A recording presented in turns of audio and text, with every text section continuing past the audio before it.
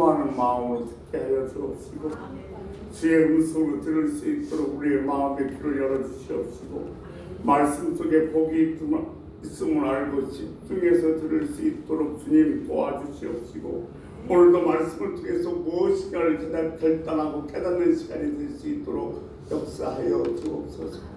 오늘도 다니엘 세우심을 감사합니다. 홀로 영광 받아 주옵소서. 예수님의 이름으로 기도 올려옵나이다. 아멘. 주님의 이름으로 환영하고 사랑하고 축복합니다. 아멘. 명절 잘 보내셨습니까?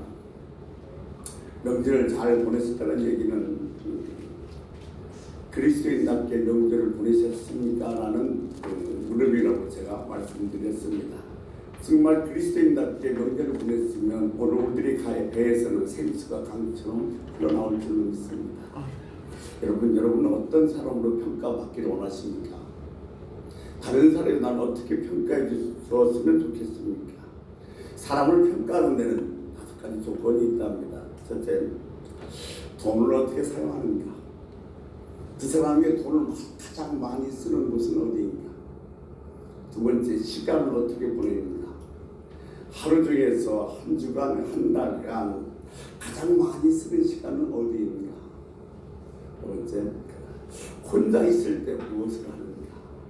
우리가 사람 앞에서는 가면 쓸 수 있습니다.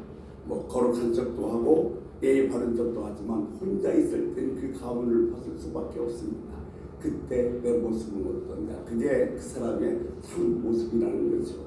두 번째, 무엇을 즐기는가? 무엇을 제일 기뻐하는가죠. 뭐 할 때 제일 기쁘는가입니다. 돈 버는 기쁨으로 사는 사람은 동물적인 사람이고 공부하는 기쁨으로 사는 사람은 철학적인 사람이고 하나님을 섬기는 것을 기쁨으로 삼는 사람은 의로운 사람인 것입니다. 두 번째, 어떤 성격의 고난을 당하고 있는가? 내가 지금 고난을 무엇 때문에 어떤 일 때문에 고난을 당하고 있는가? 여러분, 인생은 누구나 다 고난을 당하게 되어 있습니다. 그런데 어떤 고난을 당하냐에 따라서 그리스도의 성격이 결정되어져 버린다는 겁니다. 제가 이 말씀을 준비하면서 제가 여기다 한번 대입시켜 봤습니다. 나는 돈을 어디다 가장 많이 쓰는가? 제가 목사 안수를 받으면서 2가지 소원 기도를 했습니다. 하나, 내가 목회하면서 절대로 사람을 받지 않겠다. 그래서 주목사가 고생도 많이 했고 지금도 고생하고 있지만 제가 지금 돈을 가장 많이 얻다 쓰나 생각해 봤더니 나눔입니다. 중독될수록 행복해지는 것이 있습니다. 그러면 중독이 되면 참 고치기 곤란한데 중독될수록 행복해지는 그것이 나눔입니다. 그래서 제가 스스로 생각해 봤습니다. 나는 돈을 얻다 가장 많이 쓰는가? 나눔. 나는 시간을 어떻게 보내는가? 내가 2번째 하나님 앞에 안수 받았을 때 소원 기도한 게 하루에 시간에 11조를 기도하겠다고 소원 기도했습니다. 24시간이니까 2시간 40분 정도는 기도해야 되겠다고 소원 기도를 했습니다. 그래서 제가 생각할 때 내 혼자 가장 많이 사용할 수 있는 시간은 기도하는 시간인 게 아닌가 생각이 됩니다. 뭘 할 때 가장 기쁜가? 예수 얘기할 때 가장 기쁩니다. 혼자 있을 때 뭐 하는가? 혼자 있을 때 뭐 하겠습니까? 목사가 게임을 하겠습니까? 부스를 시겠습니까? 말씀 듣고 기도하고 말씀 준비하죠. 목사가 받는 고난이 다른 거 있겠습니까? 예수 섬기는 것 때문에 고난을 받죠. 그런데 제가 목사하면서 저는 참 목사의 자질이 없다고 생각하는 사람 중에 하나입니다. 제가 여러 가지 단점이 상당히 많이 있습니다만 그 중에서나 단점 하나가 뭐냐면 참 착해 빠졌어요. 좋게 얘기해서 착해 빠진 것이고 좀 나쁘게 얘기하면 카리스마가 없어요. 이게 좀 졸아도 막 졸지 마세요. 하나님 앞에 어떻게 졸아요? 예배 기도해야 되는데 그렇게 못하겠어요. 왜냐면 나도 졸다가 혼난 적이 있으니까 얼마나 마음이 상할까 못하겠어요. 그래서 하나님께 내가 계속 기도했어요. 하나님, 나 카리스마 좀 주세요. 그랬더니 하나님께서 하신 말씀이 내 은혜가 네게 족하대요. 그냥 그렇게 살래요. 결국은 내가 그렇게 주일 성수 꼭 하세요. 저런 건 안 돼. 이렇게 못하니까 그 사람을 위해서 더 많이 기도할 수밖에 없죠. 이게 약한 데서 강한다는 것이 그런 의미인 것 같습니다. 또 하나는 제가 참 칭찬을 잘 못해요. 근데 칭찬을 못하는 이유 하나는 물론 칭찬은 고래도 죽을 죽게 한다고 하지만 칭찬이 잘하면 결국 나중에 뒤집어지더라고요. 교만해질 수밖에 없어요. 그리고 결국 그 칭찬 때문에 하나님께 받을 복을 받지 못해서요. 예를 들면 이 전구를 다 자비랑에서 우리 이명 목사님하고 또 우리 문희 목사님 도와서 했어요. 제가 여러분 수고했습니다. 박수 한번 줍시다. 이렇게 할 수 있어요. 그런데 못해요. 안 해요. 왜? 그러면 하나님에게 대한 축복이 없기 때문에 그렇습니다. 그래서 제가 참 칭찬을 못해요. 세 번째, 정말로 낯을 가려요. 목사가 낯을 가리면 어떡합니까? 그런데 낯을 가려요. 한 사람을 친해지려면 시간이 너무 많이 걸려요. 제가 어느 날 한국 목회독교 선교회 일 때문에 한 목사님 만나셨습니다. 그분은 지금 돌아가셔서 하나님에 계시는데 처음 만났어요. 목사님 성함이 조 엘리사 목사님이신데 이름도 좋죠. 저를 보더니 내 손 다 끌어안고 하시는 말씀이 목사님 주님의 이름으로 살아갑니다. 그런데 감동이 오더라고요. 처음 보는데 어떻게 저렇게 커가면서 막 주님의 이름으로 살아갑니다. 이렇게 얘기할 수 있을까? 나도 한번 해봐야지. 여자 기자들은 안 되지만 남자 집사님한테는 나도 한번 해봐야 되겠다. 그래서 이제 그 다음 주에 준비를 했습니다. 남자 집사님 나갈 때 한번 이렇게 딱 헛가면서 주님의 이름으로 사랑합니다 하려고 했는데 못했어요. 그러니까 참 제가 낯을 많이 가요. 그래서 제가 참 나는 목사의 자질이 없다 생각했는데 내가 목사의 자질이 없어서 목회에 이르는 게 아니라 나 같은 사람을 데리고 목회하는 하나님이 참 힘드시겠다. 그 생각을 해보았습니다. 자, 우리 옆사님 한번 인사합시다. 잘 섬기겠습니다. 뒷부라고 인사합니다. 웃으면서 자, 내가 잘 섬기겠습니다. 뭐든지 잘 하려면 원리를 알아야 돼요. 싸움에 기술이 있고 기술의 정석이 있습니다. 이번 수학을 잘 하려면 공식을 잘 알아야 됩니다. 국어를 잘 알려면 법칙을 잘 알아야 되고 논리를 잘 알려면 원리를 알아야 됩니다. 신앙생활에도 원리가 있습니다. 네 가지 원리가 있는데 첫 번째 우리들의 사도신경대로 믿어야 됩니다. 믿음의 원리는 사도신경입니다. 근데 사도신경에서 빗나가면 이단입니다. 기도의 원리는 주기도문입니다. 주기도문대로 기도해서 능력받아 사명 감당해야 됩니다. 신앙의 원리는 십계명입니다. 그 십계명 잘 순종해서 복받아서 우리 봉사해야 됩니다. 예배의 원리는 정성껏 예배드려 은혜받아 행복하게 살아야 됩니다. 여러분, 신앙생활에 있어서 가장 중요한 것은 은혜입니다. 목사가 됐든 장로가 됐든 권사가 됐든 집사가 됐든 얼마나 오래 믿었든 지금 막 믿었든 상관없이 은혜가 없이는 절대로 주 안에서 기쁨과 행복을 느낄 수가 없습니다. 그러니까 무슨 수를 쓰더라도 은혜를 받아야 됩니다. 여러분, 우리는 은혜를 받아야만이 행복하게 살 수 있고 은혜를 받아야만이 기쁨으로 살 수 있고 은혜를 받아야만이 신앙생활이 즐거운 겁니다. 은혜 받았다는 것은, 은혜라는 것은 하나님께서 내게 거저주신 선물입니다. 내가 은혜 받았다고 그래서 눈물을 흘리고 콧물을 흘리고 끝나는 것이 아니라 늘 제가 강조해서 말씀드리지만 내가 은혜를 받으면 나 때문에 행복하는 사람이 생겨야 됩니다. 남편이 은혜를 받으면 아내와 자식들이 행복해져야 돼요.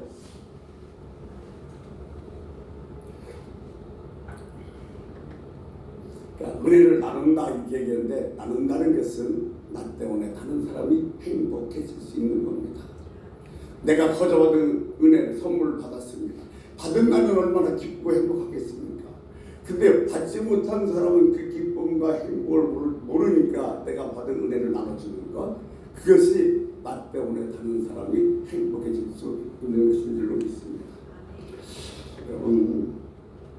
여러분 때문에 주위 사람이 행복했으면 좋겠습니다. 아멘. 2월달 한 달 내내 여러분 정말로 예배 드리다 기도하다 찬양 부르다가 은혜 받아서 여러분 주변 사람들이 행복해지는 은혜가 있길 주의 이름으로 소원합니다. 우리 다시 한번 인사합시다. 옆 사람하고 웃으면서 나 때문에 당신이 행복했으면 좋겠습니다. 아멘. 저도 저 때문에 여러분이 행복했으면 좋겠습니다. 시편 40편은 다윗이 진 승입니다. 지금 다윗이 어떤 상황인지 잘 알 수는 없지만 우리가 10절까지 읽었습니다만 지금 형편이 매우 곤란한 형편임을 우리는 알 수가 있습니다. 시편 40편은 두 단락으로 나눕니다. 1절부터 10절까지 첫 번째 단락은 과거의 상황을 기록해 놓고 있고 11절에서 17절까지는 현재의 상황을 기록해 놓고 있습니다. 지금 다윗의 현재의 상황을 보면 수많은 재앙에 둘러싸여 있습니다. 사망의 우겨싸임을 당하고 있고 생명의 위협을 받고 있습니다. 그럼에도 불구하고 또 하하 네가 믿는 하나님은 어디 있냐고 조롱도 하고 있습니다. 그런데 하나님은 응답이 없으십니다. 사망의 우겨싸임을 당했고 솟아날 구멍이 보이지 않습니다. 여러분이 만약 이런 처지, 이런 형편에 놓여있다면 어떻게 하시겠습니까? 되는 일이 없고 사망에 막혀있고 답답하십니까? 그때가 바로 하나님의 도우심을 구할 때입니다. 하나님은 환난 날에 만날 큰 도움이십니다. 우리가 모든 것을 내려놓고 하나님께 의지할 때 하나님께서는 하늘문을 열어 은혜의 소낙비를 내려주실 줄로 믿습니다. 지금은요 인터넷 핸드폰으로 말미암아 실시간으로 서로 움직임을 파악하고 통화해야만이 안심이 되는 그런 시대에 살고 있습니다. 이것을 소위 뭐라고 하냐면 소통의 시대에 살고 있다고 얘기를 해요. 남편이 퇴근 시간이 벌써 지났는데 집에 돌아오지 않습니다. 그래서 아내가 남편의 핸드폰에다가 문자를 보냅니다. 여보 어디야? 왜 늦어? 그랬더니 남편에게 띵동 답장이 왔습니다. 미안해. 갑자기 회사 그 동료 아버지가 돌아가신 바람에 장례식장에 왔어. 이제 다시 아내에게 문자가 왔습니다. 띵동 영상 통화하자. 지금 장례식에 있는지 아니면 어딘지 확인하겠다는 거예요. 이렇게 이 핸드폰이 우리들이 족쇄가 됐지만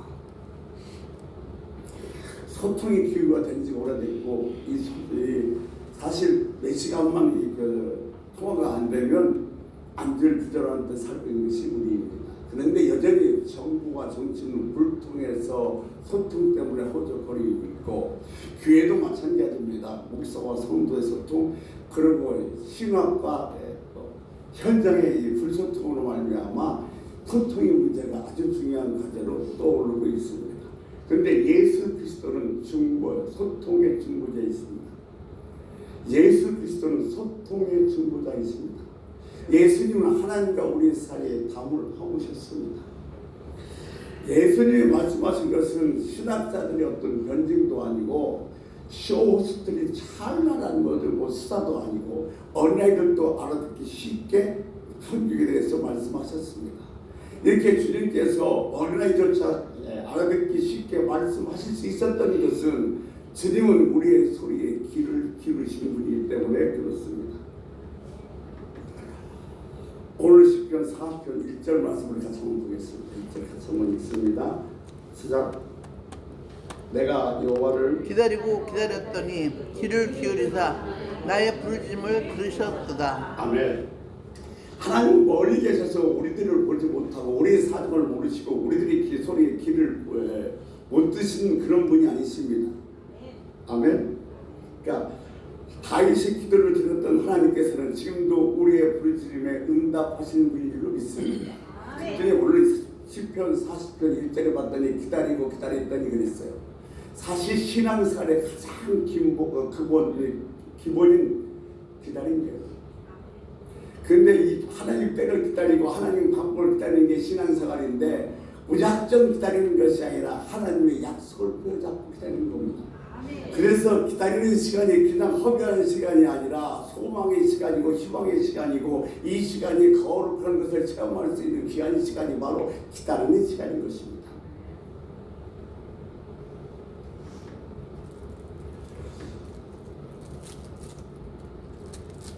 지금도 하나님께서는 우리들의 소리에 귀를 기울이신 줄로 믿습니다. 마태복음 20장에 보면 예수님께서 여리고성에서 나올 때에 길가에 소경 두 사람이 앉아 있었습니다. 예수님이 지나가신다는 소리를 듣고 주여 우리를 불쌍히 여겨 주옵소서 다윗의 자손이라고 했습니다.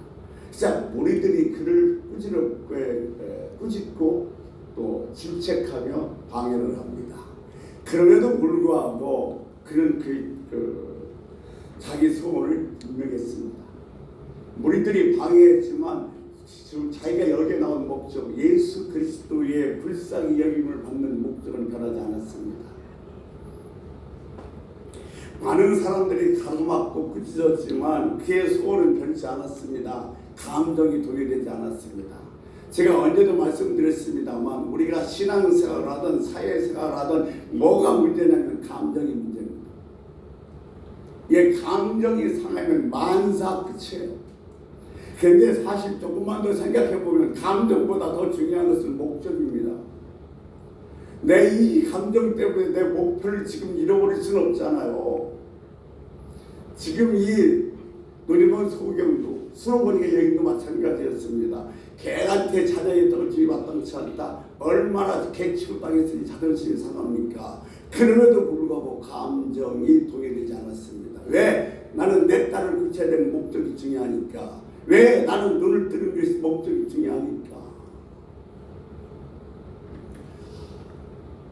사실 20장 마태복음 20장 32절에 보면 예수께서 머물러서서 그들을 부르셨습니다.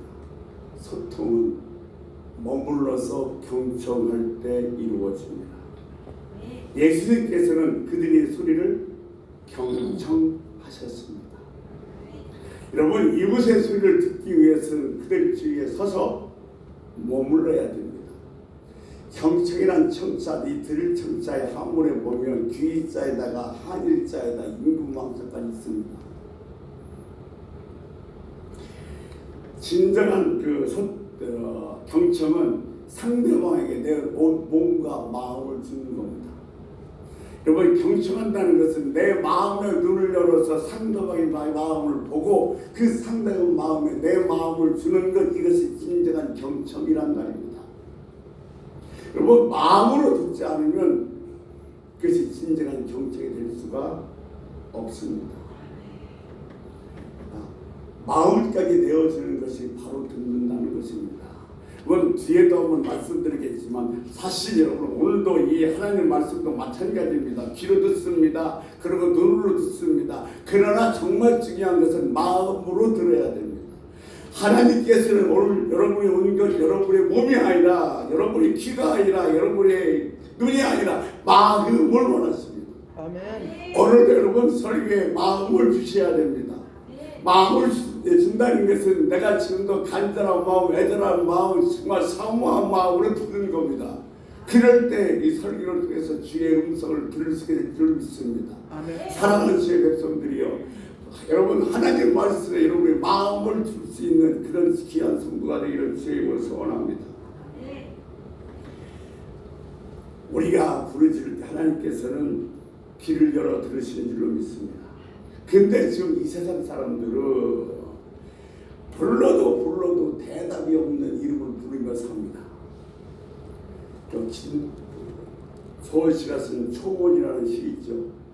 불러도 대답이 없는 이름이요, 허공에 흩어진 이름이요, 부르다가 내가 죽을 이름이요 라는 그런 시 있습니다만, 왜 불러도 대답이 없는 이름을 부르면서 세상 사람은 살아가고 있는가? 그것은 우상이기 때문에 그렇습니다. 열왕기상 18장에 보면 갈멜산 전상에서 엘리야와 바알 선지자 400명이 대결을 벌입니다. 그러니까 아침부터 낮까지 이 바알 선지자들이 바알이요 바알이요 바알이요 하면서 계속 외치는데 이 바알 선지자는 응답이 없습니다. 그자 엘리야가 얘기합니다. 야, 네 신이 조는가 보다, 잠깐 죽으시는가 보다, 야 외치는가 보다 더 큰 소리로 외쳐라. 그자 그때는 칼과 창으로 자기 몸에서 피를 흘리면서도 바알이요 바알이요 외치지만 끝내 응답은 없었습니다. 그 까닭이 뭐냐면 그들의 우상은 은과 금이요 사람의 손으로 만든 것이라 시편 115편 4절에서 7절 말씀하고 있습니다. 그들은 자 입이 있어도 말하지 못하고 귀가 있어도 듣지 못하고 손이 있어도 만지지 못하고 다리가 있어도 걸어가지 못하고 목이 있어도 소리를 내지 못한다고 했습니다. 사람의 소리를 깎고 조이고 색칠하니 어떻게 말을 할 수 있겠습니까? 그러나 우리 하나님은 살아계신 분인 줄 믿습니다.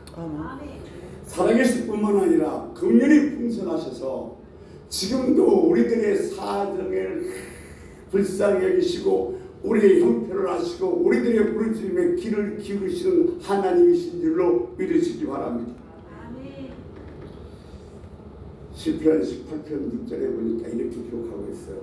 내가 환난 중에 하나님께 부르짖었더니 그가 그의 성전에서 내 소리를 들으시며 그의 앞에서 나의 부르짖음이 그의 귀에 들렸도다. 여러분, 사방이 카모가 되는 일이 없으십니까? 솟아날 구멍이 없으세요? 이 세상에서 누구 하나 내 소리에 귀를 기울여주는 사람이 없으십니까? 그럴 때야말로 바로 하나님께 나와서 여러분의 마음을 통할 시간입니다. 여러분이 하나님께 나와서 여러분의 마음을 통하면 하나님께서는 여러분의 소리에 귀를 기울여 주시면서 여러분의 아픔을, 여러분의 형편을, 여러분의 부족함을 채우실 줄로 믿습니다.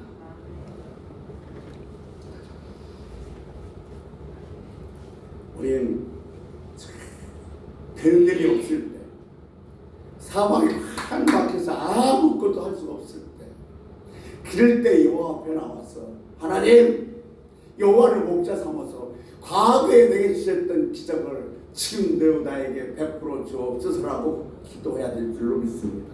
아멘. 오늘 10절 40절 2절 3절 말씀 같이 한번 보도록 하겠습니다. 같이 읽습니다. 나를 기가 막힐 웅덩이와 수렁에서 끌어올리시고 내 발을 반석 위에 두사 내 걸음을 견고하게 하셨도다. 새 노래 곧 우리 하나님께 올릴 찬송을 내 입에 두셨으니 많은 사람이 보고 두려워하여 여호와를 의지하리로다. 아멘. 새 노래가 무엇입니까? 새 노래는 새로 작곡하고 새로 작사한 것이 아니라 이것은 뭐냐면 패배의 노래가 아니라 승리의 노래입니다. 하나님의 은총에 대한 감격과 하나님의 권능을 찬양하는 노래라는 뜻입니다. 다시 말해서 패배자가 아니라 승리자의 노래인 것입니다. 여러분 보세요.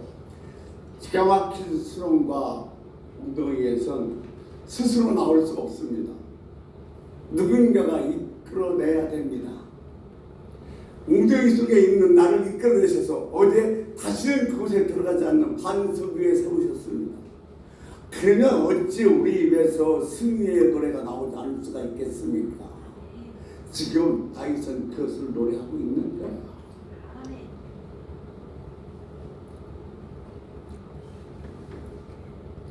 저는 이것을 보면서 이런 표현을 생각해 봤어요. 물이 변하여 포도주가 됐다. 웅덩이에 빠져서 죽을 수밖에 없는 나를 하나님께서 이끌어 올리셔서 다시는 거기에 빠지지 않게 반석 위에 세우셨다. 기가 막힌 일 아닙니까? 어찌 여러분 승리의 노래, 새 노래를 부르지 않을 수가 있겠습니까? 그러니까 지금 다윗은 기가 막힌 웅덩이와 수렁에 있어서 끌어올리시고 다시 빠지지 않게 반석 위에 세우신 하나님을 찬양하고 있는 것입니다. 하나님은 우리를 수렁에서 건지시는 분이십니다. 하나님의 음성을 듣고자 귀를 기울이시고 내 기도를 들어주신다면 깊은 웅덩이와 수렁에서 끌어주시고 나의 발을 반석에 세우사 나를 든든하게 하셨사오니 새 노래를 부르자 랄랄라 불렀던 그런 찬양스러운 말입니다. 다윗은 수없는 많은 새 노래를 불렀습니다. 시편에 보면. 그렇다고 해서 다윗이 평생에 행복하고 즐겁고 기뻤던 것은 아닙니다. 그는 8형제의 왕들로 태어나서 굳은 일을 도받았고 형들로부터 나돌림을 당했습니다. 형들의 그대란 사이에 멸해를 갖다가 절제 골리앗을 죽이는 바람에 천부장이 되었고 왕의 사위가 되어서 이제 좀 괜찮나 싶었더니 숨도 돌리기 전에 사울에게 미움을 사서 10년 동안 도망자 신세가 됩니다. 또 양을 칠 때는 곰과 또 사자와 싸우기도 했습니다. 천신만고 끝에 왕이 되어서 이제 태평 세대를 성대를 누리나 했더니 결국은 바스바의 가름 사건 때문에 많은 사람이 질타를 받게 되고 그의 말년에는 자기 아들 압살롬이 반란을 일으켜서 맨발로 도망하는 상황까지 벌어지게 되는 겁니다. 그는 그 풍파 속에서도 하나님을 의지하고 하나님의 이름을 불렀습니다. 그런 그의 상황을 이렇게 고백하고 있습니다. 시편 18편 4절 말씀에 보면 사망의 줄이 나를 얽고 불의의 창수가 나를 두렵게 하였으며 그랬습니다. 그 속에서도 다윗은 하나님께 부르짖었던 겁니다. 하나님은 우리의 통곡을 들으시고 우리의 눈물을 보시는 분인 줄 믿습니다. 히스기야가 눈물을 흘렸을 때 히스기야의 눈물을 보시고 히스기야의 생명 15년을 연장시키시는 분이 하나님이십니다. 그 하나님은 지금도 우리의 소리에 귀를 기울이시고 우리의 눈물을 보시는 줄로 믿습니다. 이 시편 18편에 보면요 이런 부지가 달려져 있습니다. 사울의 손에서 건져진 날 다윗의 노래말로 여호와께 이르라 그랬어요. 이런 부지가 더 있어요. 이게 사울의 손에서 건져진 날 그것이 감사해서 찬양한 시가 시편 18편이라는 거죠. 근데 그 18편 이전에 보면 이렇게 되어 있습니다. 하나님은 우리의 반석이 우리의 요새시요 방패시고 산성이시라는 것을 여러분 결코 믿어야 됩니다. 하나님은 나의 반석이요 요새요 방패요 산성이니 그분이 나의 산성 방패 요새니 여러분 뭐가 두렵겠습니까? 그분을 의지하고 문제를 맡기면 반드시 새 노래를 부를 수 있도록 승리의 길로 이끌어 주실 것입니다. 낮은 대로 임하소서. 서편제를 썼던 이청치라는 작가가 있습니다. 그의 단편 소설 중에서 눈길이라는 소설이 있는데 그 소설은 자기의 형편을 쓴 것입니다. 그가 고등학교 때에 도시를 유학을 와 있는데 자기 집안 형편이 어려워져서 시부님이 다 아무 손에 넘어가 버렸고 식구들은 풍지박산돼서 불불해졌습니다. 그 사항을 이청춘이라는 그 작가가 쓴 겁니다. 객지에 가서 이제 공부하던 아들이 모처럼 고향을 다니러 온다고 합니다. 그러니까 어머니가 지원이 팔렸습니다. 새 집주인에게 찾아가서 사정합니다. 내 아들이 객지에서 오는데 단 하룻밤만 내가 여기서 따뜻한 밥을 해먹이고 잠을 저어서 보낼 수 있도록 하루만 이 집을 쓰게 해달라고 사정을 합니다. 집주인이 하라고 했습니다. 자, 아들이 돌아와서 이제 따뜻한 아랫목에다가 밥상을 차려서 먹이고 하룻밤 재우면서 그 다음날 아들이 이제 서울 올라가는데 아들을 배회로 버스 정류장까지 걸어서 나옵니다. 그러면서 어머니가 그렇게 얘기합니다. 내 자식아 부디 몸이라도 건강해라. 부디 너라도 좋은 터 타고 나서 복되게 살아라. 이렇게 자기 아들을 배워먹고 집으로 돌아가는데 지금 이 고갯길을 넘어 돌아가면 이 어머니는 갈 집이 없습니다. 그러니까 이 어머니가 아들에게 거짓말 시켰다고 얘기할 수 있을까요? 이건 정말 어머님의 사랑이었어요. 이 어머니의 사랑, 어머니의 희생, 어머니의 그런 그 소망이 오늘날 지금까지 우리의 삶을 견디게 만들었던 원동력이 아닌가 생각이 됩니다. 하나님께서도 우리가 하나님께 매달리면 마음을 통하시고 당신의 마음을 열어주십니다. 시편 40편 6절에서 8절 말씀 같이 한번 보도록 하겠습니다. 같이 있습니다. 6절 있습니다.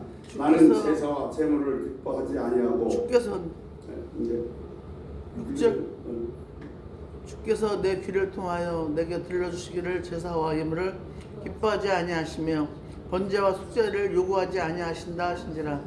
그때 내 아멘. 6절이다. 여기까지 있습니다. 지금 하나님 것은 보이는 것에 집중하지 않습니다. 보이는 것을 집중하지 않으시고 마음을 받으십니다. 그래서 사무엘에게도 뭐라고 말씀하셨습니까? 하나님은 외모를 보지 않고 중심을 보시는 분이라고 했습니다. 또 이사야 선지자의 책을 뭐라고 얘기하십니까? 이사야 1장 11절에서 13절 말씀에 보면 여호와께서 말씀하시되 너의 무수한 재물이 내게 무슨 유익하여 너희는 내 앞에 보이려 오니 누가 너에게 요구하겠느냐? 내 마당만 밟을 뿐이라 헛된 재물은 다시는 가져오지 말라고 했어요. 지금은 여러분 주일날 여러분이 오시는 것 몸만 오는 것 하나님께서는 원치 않으신단 말입니다. 아무리 많은 헌금을 갖고 하다도 하나님께서는 원치 않으신단 말입니다. 지금 여러분의 마음을 원하시는 줄 믿습니다. 나는 네 마음을 원한다. 너 나에게 마음 좀 달라고 말씀하신 줄로 믿습니다. 다윗은 정확하게 이 하나님 마음을 읽었습니다. 7절 가시기 7절 이렇게 얘기합니다. 그때 내가 말하기를 내가 왔나이다. 때를 가리켜 기록한 것이 두 마리 책에 있나이다. 아멘. 8절에 내가 죄짓은 행하기를 즐기오니 두루마기 책이 나의 심중에 있나이다 했고 9절 내가 많은 회중 가운데서 의의 기쁜 소식을 전하였나이다. 여호와여 내가 내 입술을 닫지 아니할 줄을 주께서 아시나이다. 아멘. 그러니까 지금 무슨 얘기냐면 다윗은 내가 고요 하나님의 성실히 구원의 은혜를 선포하여 주의 인자하심과 진리를 늘 전하며 살겠다고 고백했습니다. 여러분 진정한 만남은 사람을 변화시킵니다. 아멘. 이게 하나님의 마음을 보는 다윗은 인자하심과 구원의 은혜를 증거하며 살겠다고 다짐했습니다. 마음과 마음이 통해야 됩니다. 여러분 하나님뿐만 아니라 인간과 인간 사이에도 뭐요? 마음이 통해야 돼요. 내가 아무리 널 사랑한단다, 널 좋아한단다 얘기해도 마음이 통하지 않으면 상대방은 받아들이지 않는 거예요. 여러분 30년을 같이 살았어도 헤어지면 남남이 되는 이유는 뭐냐면 서로 마음이 통하지 않았기 때문에 그렇습니다. 10년 동안 같이 신앙생활했어도 그 사람의 마음을 알 수 없다고 그런다며 서로 교제가 없었던 삭막한 관계라는 것을 의미합니다. 주님은 우리들에게 주님의 마음으로 보여주셨습니다. 주님께서 주님의 제자들이 발을 씻기면서 뭐라고 말씀하셨는가? 나는 섬기러 왔다고 말씀하셨습니다. 여러분 우리는 하나님 마음을 알아야 합니다. 나는 호세아서 6장 6절에 나는 이레를 원하고 제사를 원치 아니하며 번제보다 하나님을 아는 것을 원하노라 그랬습니다. 이게 여러분 성경을 글자 그대로 의미를 읽지 말고 하나님 마음을 읽을 수 있어야 됩니다. 하나님께서 여기 이것을 왜 기록했는가? 무엇 때문에 이 말씀을 여기에다가 말씀하셨는가? 하나님의 마음을 읽을 수 있어야 됩니다. 사랑하는 성도 여러분, 하나님 말씀을 읽을 때 그냥 글자로만 읽지 말고 하나님 마음을 읽을 수 있는 은혜가 있기를 주의 이름으로 소원합니다. 아멘. 하나님은요 외로워하신대요. 성도들이 이렇게 수없이 많이 있는데 내 마음을 알아주는 성도가 없구나. 하나님과 소통은요 일반적으로 내가 쫙 부르고서 막 기도하는 것이 아니라 하나님의 뜻이 무엇인지를 알고 그대로 행하는 것이 하나님과 소통하는 것입니다. 아무 되는 일이 없다고요? 지금 답답하다고요? 사방이 막혔다고요? 지금 이때가 바로 하나님의 마음을 알 수 있을 때입니다. 지금 하나님께서 뭐요? 나의 진실한 마음을 알기를 원해요. 잘 될 땐 누가 못합니까? 다 잘하죠. 그때 사방에 막혔어. 무결싸움을 당했어. 되는 일이 없어. 서사할 구멍이 없어. 그런데도 너는 날 사랑하겠느냐? 그래도 너는 나를 찾겠느냐? 그래도 너는 나한테 가까이 오겠느냐? 지금 내가 되는 일이 없으면 내 마음을 하나님께 보여줄 좋은 기회입니다. 그러므로 우리 낙심하지 말고 하나님께 나가서 마음을 토해야 됩니다. 모든 것을 숨김없이 하나님께 다 토하면 하나님께서는 해결하고 치료하고 회복시킬 줄로 믿습니다. 아멘. 모든 짐을 하나님께 맡기라고 했어요. 아멘. 그러나 하나님께서 저와 여러분이 친구가 되어줄 줄을 믿습니다. 친구가 되기만 되면 하나님도 마음을 열어 보여주십니다. 여러분, 내가 하나님 마음을 알 수 있다면, 내가 지금 하나님이 어떤 마음인지 알고 있다면 뭐가 두렵겠습니까? 뭐가 무섭겠습니까? 무슨 걱정이 있겠습니까? 하나님께 내가 마음을 드리고 하나님의 친구가 되면 하나님의 마음을 열어 우리에게 알게 하신다는 말입니다. 그러면 무슨 염려, 걱정, 그리가 있겠습니까? 저는요, 이 집사 시절에 찬양 이런 표현에서 좀 죄송합니다만 고난이 유익이라는 찬양을 참 싫어했어요. 지금도 내 형편이 죽겠는데 고난이 무슨 유익을 빨리 풀어야지. 그런데 제가 이게 신앙이 좀 들어가면서 고난이 유익이라는 것이 왜 고난이 유익인 줄 아니까 그 찬양이 참 은혜가 되고 좋더라고요. 왜냐하면 이 고난을 통해서 하나님의 마음을 알 수 있기 때문에 그래요. 하나님이 저와 여러분을 얼마나 사랑하시는지, 저와 여러분이 이 하나님의 마음을 모르니까 이 고난을 통해서 내 마음 좀 알라고 주시는 사인인 줄 믿습니다. 그래서 고난이 되게 유익이에요. 우리 다윗처럼 하나님 마음을 보고 하나님 뜻대로 행해서 하나님 마음에 합한 자가 되어야 될 줄로 믿습니다. 아멘. 이 성경은 제게 아니라 주목사 거예요. 오래전에 쓰던 성경입니다. 근데 제가 이 성경을 가져온 이유가 있어요. 왜냐하면 이 성경에다가 큰 메모를 해놨어요. 2019년도 12월 8일 새벽기도, 사랑하라, 다 돌아서니까 이걸 갖고 있으면 또 똑같은 소리를 또 오는 거예요. 또 오네. 그러니까 이렇게 여기 있으면 안 되겠다 싶어 제가 집어서 제가 갖고 왔죠. 근데 오늘 이 시편 40편을 내가 그 설교하려고 또 봤더니 이 시편 40편에다가 뭐라고 메모해놨냐면 이렇게 메모해놨어요. 예배의 태도, 하나님의 마음을 알아주기를 원한다. 우리도 하나님의 마음을 읽어야 한다. 그래서 제가 언젠가 이런 설교를 한 거예요.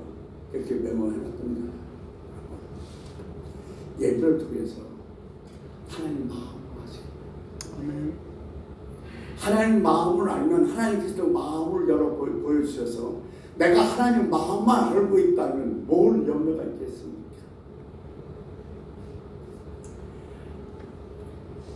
하나님의 마음을 알고 하나님 뜻대로 행해서 하나님의 마음에 합한 자가 되시기를 주의 이름으로 소원합니다. 기도하겠습니다. 하나님 마음을 알기를 원합니다. 아버지, 하나님의 마음을 알고 하나님 뜻대로 행하여